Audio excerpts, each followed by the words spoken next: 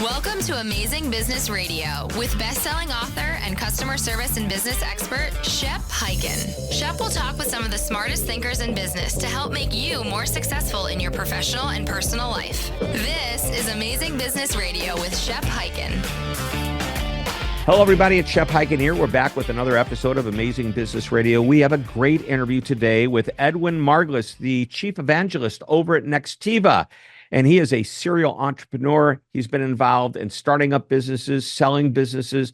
His latest business merged into Nextiva. He is also the author of 19 books, including a book we're going to talk about today, Mastering the Customer Experience. It is going to be a great interview. Before we get into it, one quick announcement. If you've got an amazing story or a question that you have, please reach out to me on any of the social channels. I would love to hear the story. And if it is a question, use the hashtag AskShep. I will answer the question right there in whatever social channel we interact on. I may email you the answer. We could talk about it on this show, or maybe it'll show up in my newsletter, the Shepherd Letter, which you can get free weekly newsletters by just going to my website, hyken.com, hyken.com, and subscribing. And at the same time, you will get our annual research report, which is filled with nuggets of wisdom, findings, and stats and facts about what it takes to create a great customer experience. All right, everyone, it's time to jump into our interview. Edwin, welcome to the show. Oh, thank you, Shep. It's great to be here, and I've been looking forward to this. Me too, and I really appreciate when somebody sends me pages and pages of notes of things that we can talk about. You have given me such good information just to start with, so I'm excited about some of what we're going to talk about. I definitely want to get into the new book, Mastering the Customer Experience, and by the way, 19 books, and as you mentioned prior to us starting to record, you have a 20th one on the way. We can talk about that as well, because I'm actually excited. Oh, okay. I'm just going to get it out there right now. Basically, it's a book with, I would say, 10 case studies from the standpoint of industry, verticals with examples of how all these different companies are using different customer, if I get this wrong, tell me, but using the different customer experience applications that are out there for us to use. Yeah, that's the one that we're working on now. Yeah, I know. That's the one coming up. So I'm excited about that. But today, we're talking about mastering the customer experience. Now, before we get into that, Nextiva, great company. Your prior company, which you were the CEO of that company, you merged it into Nextiva. So you've been, for lack of a better term, between the two of them, you've been there 8 years. That's pretty good. And you are a smart dude, chief evangelist. I love the title. And by the way, as we start to talk to you, everybody listening, you're going to hear the energy and enthusiasm that Edwin has for this topic. And hence, I think he's not just the evangelist for the company. He's the evangelist for the industry of customer experience. How's that for a new title? Chief evangelist of the customer experience. So industry cheerleader. There you go. I love it. I love it. So, it is more and more the importance of customer experience is coming to light for a number of years. Some of the big companies like Deloitte and Bain and McKinsey have all said the most important product you're going to have is not the actual product that you sell, but the experience that you deliver. Because pretty much that's the thing that differentiates you from a direct competitor. So here's the question.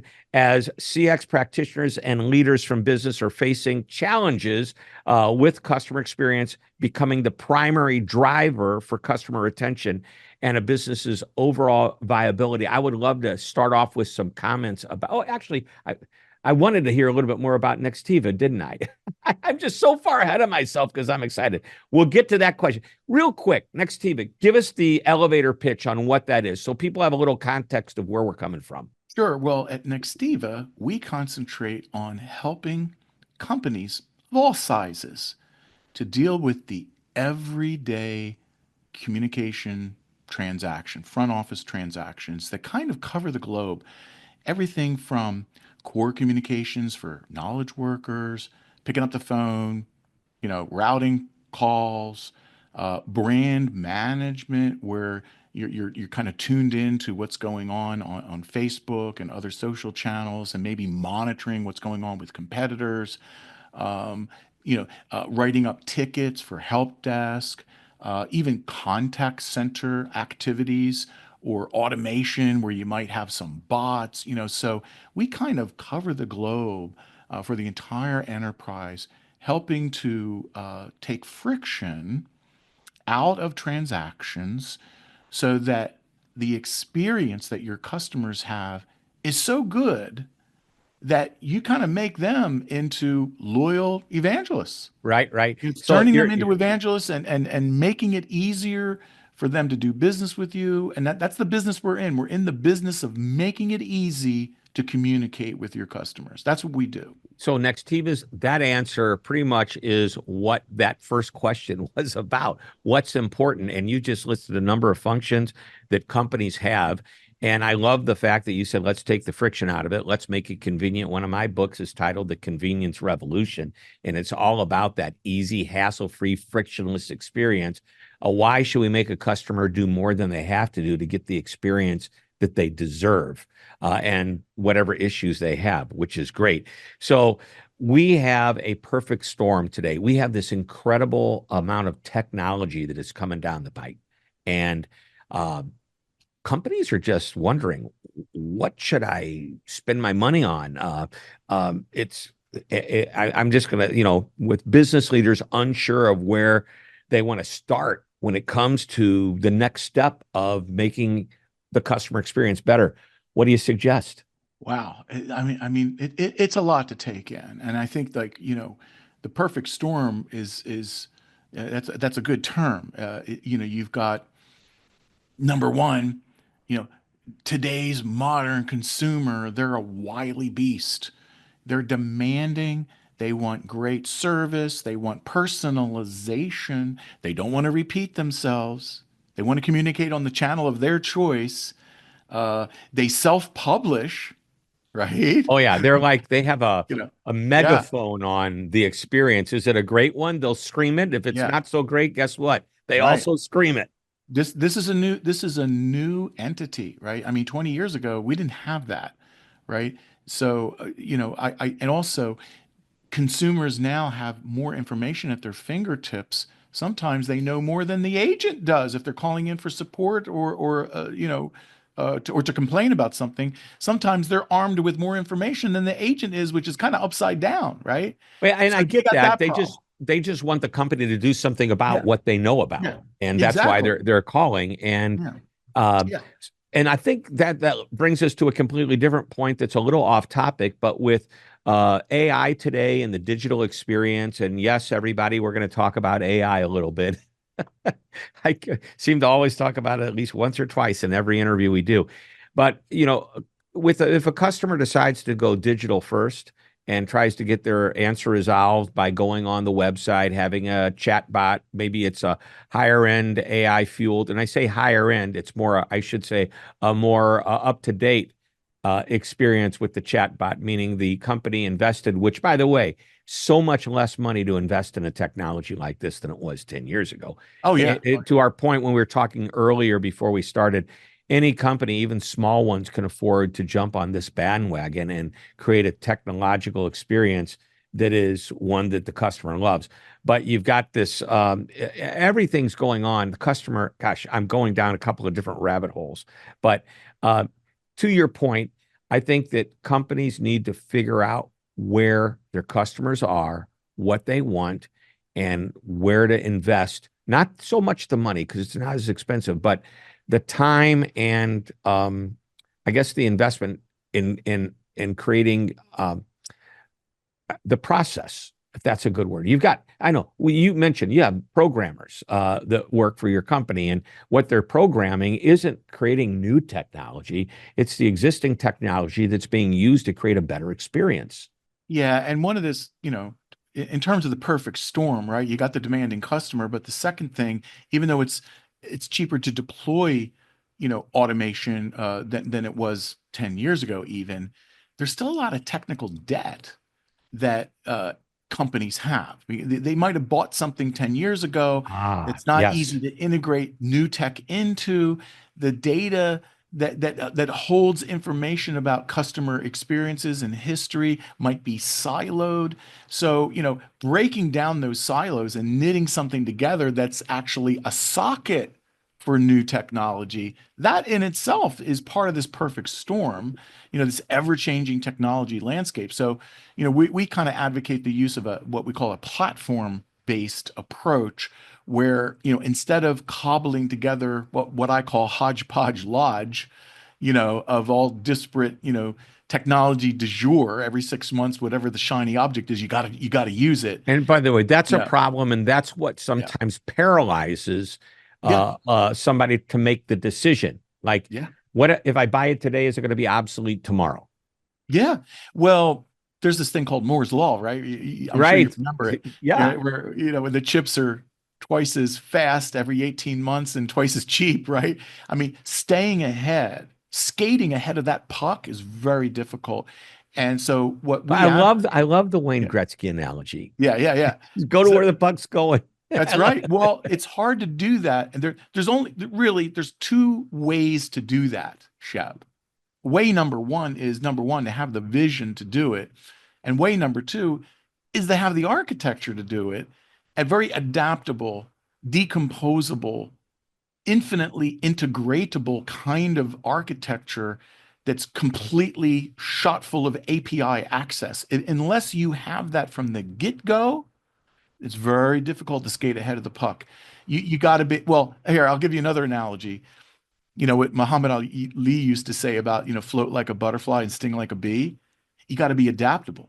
Right. You got to keep it moving. You can't keep moving if you have a turn of the century architecture that is not easily adaptable to new stuff. So you're going to make one-off buys of the year. That's kind of maybe kind of a bolt-on kind of technology, and it gets expensive and it slows things down, you see. So the ever-changing technology landscape, you're kind of held hostage to this Moore's Law thing. What do? Well, you got to find a vendor that's more like a general contractor who can swap in newer technologies very easily. And it's easy to upgrade. You got it. I just came back from CCW, which is Customer Contact Week, which is the largest. Nashville? We were in Nashville, yes. Yeah. Were you there? Well, our company was, yeah. Yeah. I'm on their board of advisors. And one of the things that CCW's parent company, CMP Customer Management Practice, came up with are 10 criteria as you're getting ready to make that software upgrade or purchase. And there's things that are really important. Number one is the third one on the list was integration. I'm looking at the list now. Integration, which means you can integrate with existing software. So you're not like having to throw out everything and start over. You may want to, okay, because you need to, because it's time. But wouldn't it be nice if the new software doesn't necessarily replace the existing solution, but can, tie into it and upgrade it on its own? And then the idea of being able to grow as things change, because that's so important. I want to spend time talking about your book, and I realize some of what you just talked about is tied into the book. But let's take a short break, and when we come back, let's dive into some of the juicier parts of the book, and let's give this audience listening today some takeaways that are going to make them say, I have to go to Amazon and I have to go out and buy this book, Mastering the Customer Experience by Edwin Margulies. We're coming right back. This is Amazing Business Radio. Don't go away. Shep Hyken here with an offer that won't cost you a cent. You may have heard me talk about my annual customer service and experience research. We've surveyed thousands of customers matching the U.S. Census for age, gender, ethnicity, and geography. And we find out what customers love, hate, and want in a customer experience. What's the number one customer experience that almost every customer desires? What makes them come back? What makes them leave? Why won't they fill out surveys? What do they think of AI? Well, these questions and more are answered in the research, which, by the way, is sponsored this year by RingCentral, a leader in global communications. You can download the full report by going to hyken.com and clicking on the research tab at the top. Like I said, it won't cost you a cent, but it may make you or save you thousands and thousands of dollars when you understand your customers' expectations. Again, the website is www.hyken.com. You're listening to Amazing Business Radio with best-selling author and customer service and business expert, Shep Hyken. We are back on Amazing Business Radio. We're talking with Edwin Margulies, who is the author of Mastering the Customer Experience. I want to dive into this book. So this is your 19th book. How did you decide to write this one? And what made you think, it's time for another? I know you're already working on the 20th one. So next year, we're going to talk about number 21 too, I'm sure. Well, this one actually started about 25 years ago, around the turn of the century. I was doing a lot of engagements with customers who were just starting to get into automation and workflow and more advanced stuff in a contact center. And I was holding these seminars, these 2-3 day seminars all around the country, in fact, all around the globe, talking about human factors engineering, improving interactive voice response, improving your website. And we were doing video-based usability testing in order to ascertain the efficacy of interactive voice response systems and websites. And I started teaching a methodology for an 8-step process for doing discovery and trying to pick the low-hanging fruit for automation. And so I've been using this methodology and been improving on it for about 25 years. And when Thrio merged with Nextiva back in January, I said to myself, you know what? With the huge customer base that Nextiva has, wouldn't it be great if we could help them to learn more about, this thing called UCXM, Which stands for? Well, unified customer experience management, the whole idea of, trying to wrap your arms around, the customer experience in all parts of the enterprise, wherever the transactions are.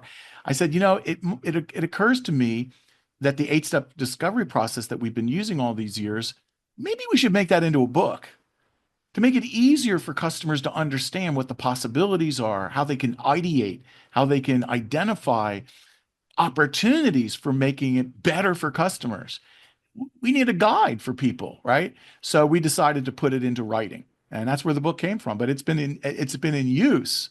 The methodology's been in use for about 25 years. Wow. It's tried and true. Yeah, I've used it with all kinds of companies. Yeah. That's phenomenal. So I know it's a whole book, but let's take the 8 steps. Give us an overview on each one of those. That would be great. Sure. Well, it kind of starts out with the first step's teaming and goal setting. And this is an important step because you really want to get a corporate sponsor. You really need to understand what the corporate goals are, because if you are going into an automation project, let's say, and you want to, let's say you want to improve your customer satisfaction scores, right?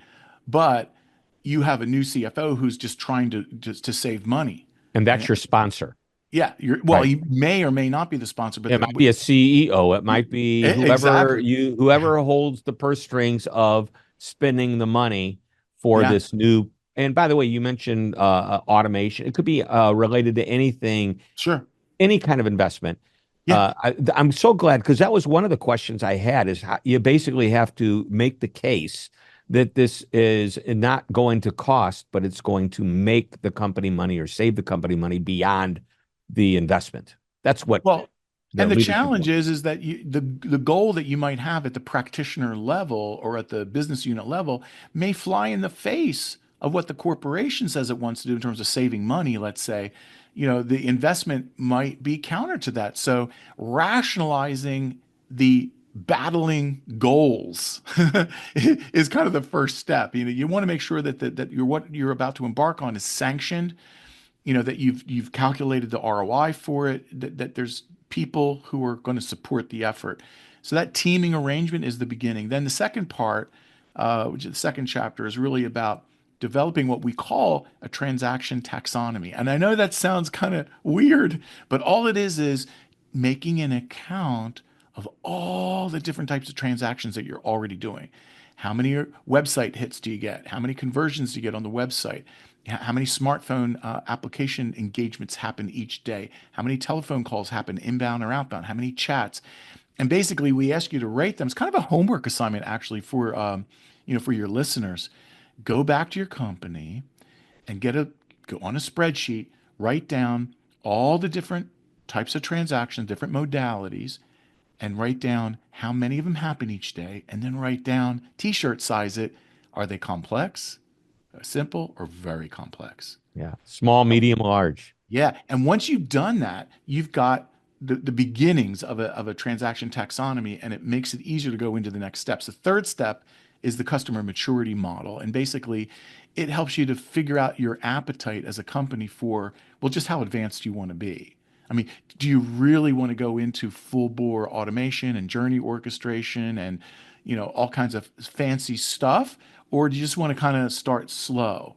So there's a maturity model part of the methodology that helps you to identify where are you, where do you want to be, and what is the gap? And it helps you to kind of be a little bit more realistic in terms of your goal setting. The fourth step, and this is the fun one. I love I this. think, and this one ties, I think, into the transaction taxonomy or transaction taxonomy. Yeah. It's called mapping volume and complexity. And what you do basically is the way you instrument this or the way you ideate, you get little sticky notes and you can like write down a use case and on a color coded card and then move them around on a table like a mosaic. But you map the volume and the complexity, right? So it's like in the upper right hand corner of a grid, you're going to have like the most complex and the highest volume things. Like a retail bank, for example, would be increasing your credit line. It's very complex to do, and a lot of telephone calls come in, Right. in financial services asking for credit increase. But on the low part of the scale, you might have something simple like changing an address. Low volume, and not very complex. So once you map those all out, it makes it a little bit easier to figure out, okay, what do you have an appetite for in terms of what you want to automate or what you want to put into an advanced workflow. Yep. And then you then start teasing out in the fifth step the workflow candidates. You characterize them. You talk about all the moving parts of that use case, and then the sixth step is you rationalize all the things that you wish to do against your existing rules and policies. And this is a step that people miss. And if they miss this step, it could be disastrous because what you allow a live agent to do and to negotiate in terms of, let's say, credit card increase or doing a handset upgrade for a cell phone carrier, someone wants to get the new iPhone, for example, and what you say and what you don't say and what the policies allow. If you automate an old policy or if you automate a broken one, you could hemorrhage a lot of money. Right. So there's gotta, been reports that mistakes have been made because maybe the bot hallucinated, but maybe it just got bad information, gave it to the customer. The customer acted on it, and the company was forced to deliver. For example, the price of a car was so low, the customer said, "I'm buying it at that price," but it was a mistake. Too bad. Yeah. Well, but so this is a very careful step. It's very reflective. It's very you have to be judicious. Look at the policies. Look at the rules of engagement that live people have, and then set those aside and take a look at, well, if we mechanize some of this, do we ask the same questions? Do we curate the transaction the same way? Or do we have to change it to put metes and bounds around it so nothing horrific happens like what you just said? Very important step. Then the penultimate step is putting together what we call high-level workflow worksheets, where you have the current state and then the future state, and you map all the different modalities or different channels, the different interactions that you want to go around each one. And then you kind of make the final decision, okay, which leg of this elephant are we going to eat first, right?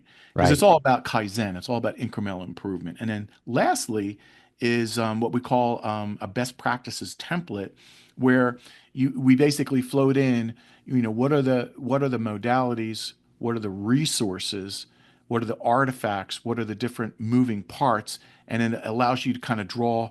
It's like a pictograph. It allows you to draw lines between different states in a journey, in a customer journey, so that you can actually use that as a handoff to professional services people who would then write up a statement of work, an SOW, right? So those are the 8 steps. I love these. And I'm going to interpret this and synthesize it down to something simpler in my mind. And that is that we have this journey, hence a journey map. But what you've done is given some very specific detail to parts of the journey map that others haven't thought about. Now, that's just part of it. Obviously, I love the idea of the complex up in the upper right-hand corner, complex, lots of calls. I want to raise my credit on my credit card versus down here, a whole lot of calls, but all I want to do is change my address. Well, let's automate that so our agents and our support people aren't wasting time with the simplest, easy to automate ideas and help for the customer, and give them more time to do the other. I know we're running out of time. I would say that, the whole idea behind the book was to memorialize a process that just plain works. Yep. And what it does for you is it simplifies the way to churn out ideas. It's like an idea machine. That's what this process does. Is helps you spotlight these opportunities. Yeah, and it's fun. It's fun to use it, and I've used the methodology over the years, and customers are real. I have customers who swear by it. In fact, when you get the book, you'll see that there's some quotes, and one of the quotes on the cover is from a customer who has used this process and who has really moved the needle of productivity for their company. Yeah, and again, for those that didn't hear it 2 or 3 times, I've already mentioned it, Mastering the Customer Experience by Edwin Margulies, and it is available everywhere Amazon sells. And other bookstores as well. All right, we're just about out of time. I always like to end with one final nugget of wisdom. Why don't we go into the book, and is there something outside or maybe inside these 8 best practices, these 8 steps that you want to share as a final piece of wisdom for us to think about? Yeah, and I think if you are a practitioner or even a consultant who helps the practitioner, the person who's actually doing the business, who's actually running a CX initiative, the most important thing to remember is to develop a thirst for understanding the customer problem. Have a CX orientation and try to live the customer problem. If you do that, you'll be able to tease out the use cases. You'll be able to figure out where the friction is. So that thirst for understanding is what drives the best outcome. I love it. And again, the book, Mastering the Customer Experience, and what we've shared today, even if nothing else, listen to this, go through these 8 steps, interpret it in your mind. You want more detail, definitely get the book. But I think this is very, very helpful information for anybody on the journey to create the better experience that we know our customers want, they demand. And if you don't give it to them, guess what? They're going to go somewhere else and get it. Hey, Edwin, thanks so much for being on the show. This is why we call it Amazing Business Radio. Thank you so much. It was my pleasure being here, and I had a lot of fun, Shep. Thank you so much for inviting me. Me too. All right, everybody, that wraps it up. Another episode, another interview. We'll be back next week. And until that time, this is Shep Hyken reminding you to always be amazing.